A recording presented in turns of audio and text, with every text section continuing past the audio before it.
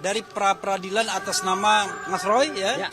Roy Suryo Noto di Projo, tapi depannya KRMT. Dan ini terkait khusus pasal 32 ayat 1 Undang-Undang ITE. Undang-Undang nomor 11 tahun 2008. Karena undang-undang ini secara zalim itu menersangkakan Mas Roy dengan ancaman hukuman 8 tahun penjara. Padahal kami menengarai tidak ada bukti permulaan yang cukup yang bisa digunakan untuk menggunakan undang-undang ini sebagai dasar penersangkaan Mas Roy. Nah, untuk memberikan kehormatan kepada teman-teman yang lain yang tadi tidak sempat membaca, opening ini saya akan berikan kepada Mbak Soraya. Silakan, Soraya. Silakan. Ya. Assalamualaikum warahmatullahi wabarakatuh. Waalaikumsalam. Alhamdulillah, pagi ini kita semua sudah melaksanakan satu proses peradilan dan harapan kita pra-peradilan ini semuanya berjalan dengan lancar, lugas dan cepat. Itu harapan kita semua. Dan semoga apa yang dipersangkakan oleh pemohon hari ini dan nanti pada putusannya dibebaskan, dimohonkan untuk dibebaskan kepada majelis hakim. Itu harapan kita semua. Jadi untuk itu, untuk lebih lanjut, kami mempersilahkan kepada rekan saya yang lain, Saudara Gofur untuk menjelaskan. Nah, Terima nanti kasih. dulu.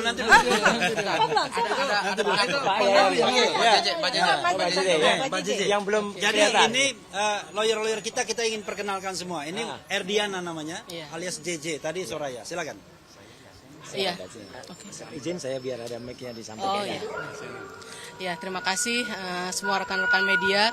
Untuk hari ini memang kita membacakan mengenai permohonan pra-peradilan sebagaimana telah disebutkan bahwa kali ini objeknya adalah bukti permulaan atau dalam menetapkan tersangka pasal 32 ayat 1 Undang-Undang ITE terhadap Pak Roy. Sekali lagi mungkin kami berharap agar pra-peradilan kali ini memiliki jalan yang lurus juga dan berakhir baik seperti yang diharapkan karena permohonan pra-peradilan ini kita ajukan sudah melalui pemikiran dan pertimbangan yang solid sehingga kami harapkan putusannya adalah baik dan benar. Terima kasih. Oke, ya berikutnya ini walaupun sedikit nggak apa-apa. Ini Pak Yasena, lawyer kita juga, dari singkatan dari Yaya Satya Nagara. Bismillahirrahmanirrahim. Assalamualaikum warahmatullahi wabarakatuh. Terkait dengan pasal 32 ayat 1, tadi sudah dibacakan panjang lebar ya. Di situ kaitan dengan masalah ijazah digital. Ya, digital. Nah, yang dipersangkakan ke beliau ini digital.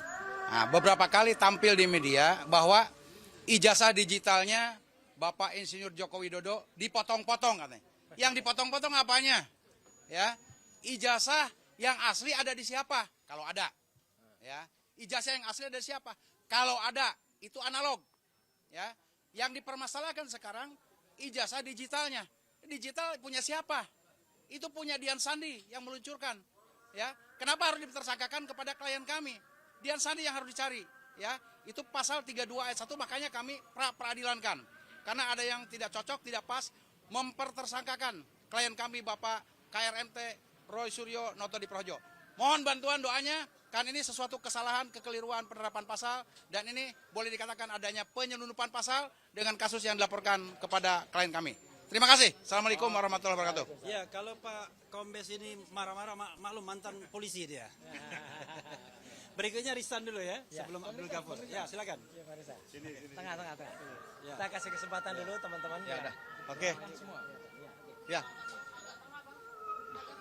Oke. Ini namanya Ristan Simbolon. Terima kasih ya buat rekan-rekan yang sudah menunggu. Jadi intinya saya singkat aja bahwa pra-peradilan ini adalah yang kedua. Di mana yang pertama permohonan pra-peradilan kita dikabulkan.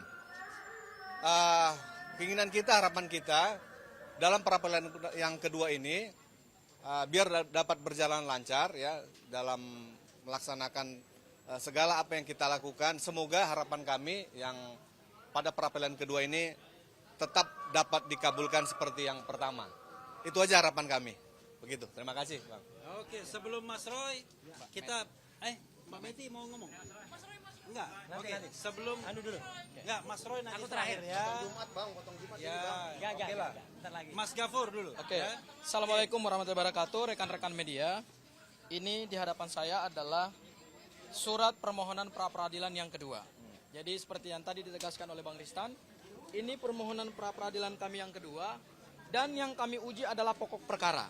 Kalau pada permohonan pra-peradilan pertama yang diuji itu adalah upaya paksa penangkapan, penahanan, penggeledahan, dan alhamdulillah sudah dikabulkan.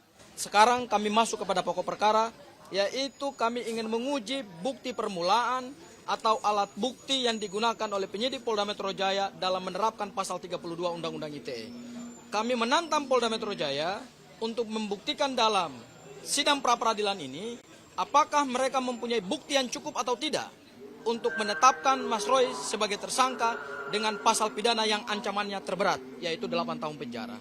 Ataukah jangan-jangan memang itu adalah suatu pasal entertain yang tidak diperkuat dengan bukti yang kuat, bukti permulaan yang cukup, atau dua alat bukti yang sah, hanya karena pelapornya adalah Insinyur Joko Widodo yang kita tahu adalah mantan Presiden Republik Indonesia. Yang pertama.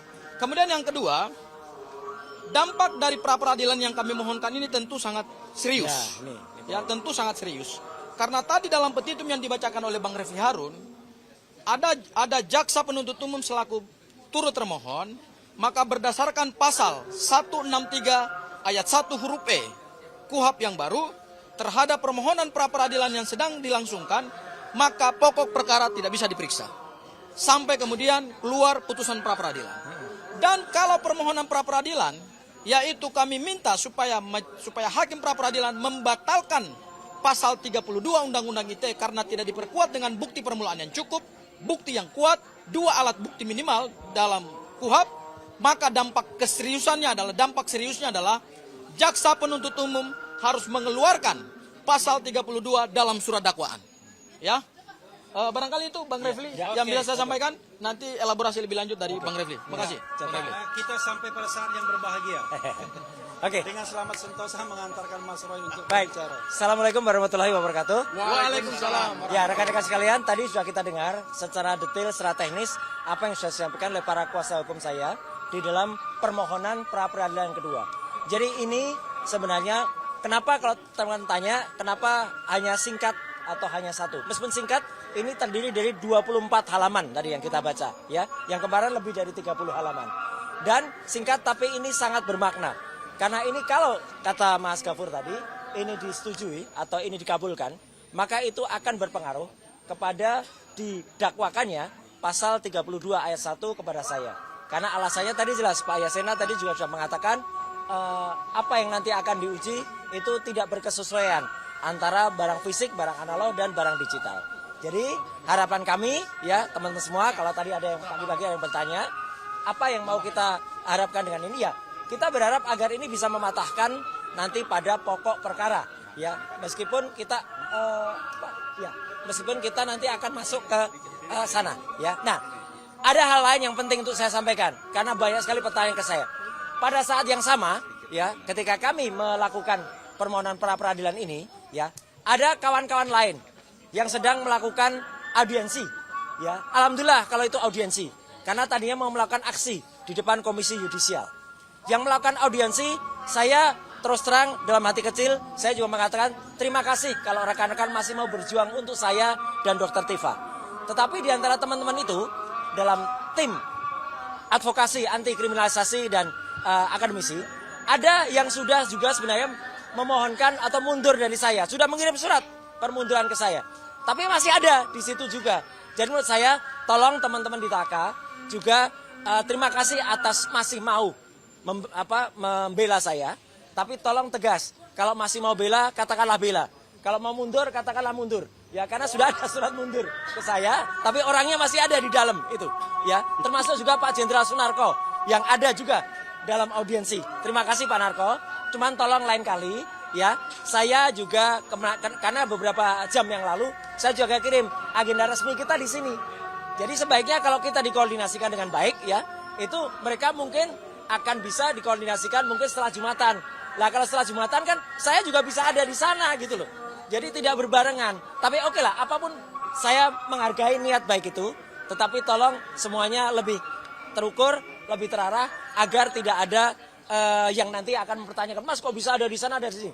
Semuanya tujuannya baik, tapi tujuan baik itu tolong disampaikan dengan hal yang strata yang baik. Tapi sekali lagi, agenda resmi kita di sini adalah soal pengajuan pra peradilan, dan tentu saja harapannya ini akan baik untuk kita semuanya. Jadi kalau baik untuk kita semuanya, tidak ada lagi yang terpisah-pisah. Ini kasusnya sebenarnya kasus lama, tapi nggak apa-apa. Kasus lama itu masih tetap aktual, karena kalau kemudian ada yang ke sana, ada yang ke sini, itu bagaikan apa? Bagaikan tuyul-tuyul dulu. Nah, ini dulu ada tuyul yang beda nasib. Ada yang ke pra peradilan, ada yang ditinggal. Nah, jadi supaya jangan sampai ada yang merasa tertinggal, ayo kita bersama-sama. Musuh kita ada di luar sana.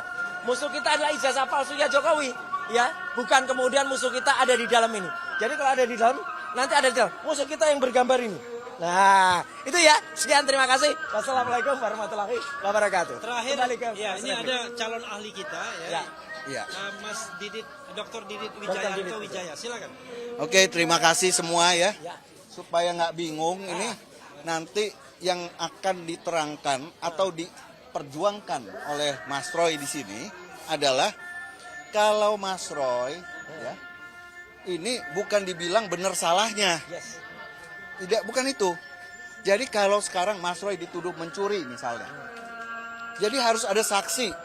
Jadi si termohon ini, penyidik ini mestinya punya saksi-saksi. Itu harus ada dulu. Harus ada yang melihat Mas Roy manjat pagar, Ya. lompat, kemudian temboknya dilewatin, kemudian kembali lagi bawa laptop, bawa sepeda, bawa apa. Nah, sekarang ini kita bertanya, mana itu? Karena apa?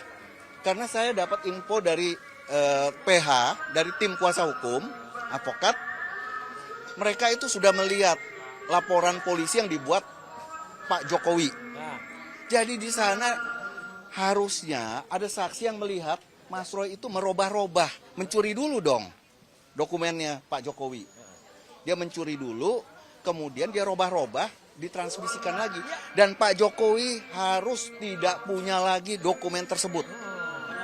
Sudah hilang, sudah rusak. Dirusak sama Mas Roy. Apakah itu caranya dengan offline mencuri atau dia dengan menghacking, ya? Itu harus ada saksi-saksi yang melihat.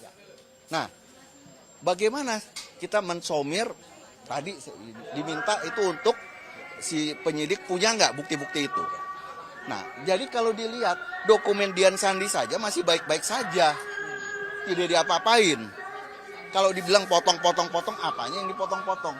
Kemudian dokumen aslinya Pak Jokowi juga katanya masih ini. Saya waktu itu hadir, waktu gelar perkara. Dia hadirkan analog. Ya, analognya ada. Kan tidak dipotong-potong. Dan yang paling penting, katanya kuasa hukumnya ini, tim advokat, setelah melihat laporan polisi yang dibuat Pak Jokowi, di sana dikatakan dokumen yang dituduhkan milik saya, milik pelapor. Jadi dituduhkan, dia tidak mengakui itu dokumen milik dia sendiri. Itu fatal ya. Itu fatal sekali. Ya, nanti kita lihat. Nanti setelah hari Selasa kita lihat saksi dan saya mungkin hadir di sana sebagai ahli. Ya, bukan mungkin, saya pasti hadir. Oke, terima kasih. Kecuali ada pertanyaan. Kalau tidak ada pertanyaan, selesai gitu. Ya, karena udah masuk waktu Jumatan. Ya, Cukup ya. Ya. Wassalamualaikum warahmatullahi wabarakatuh.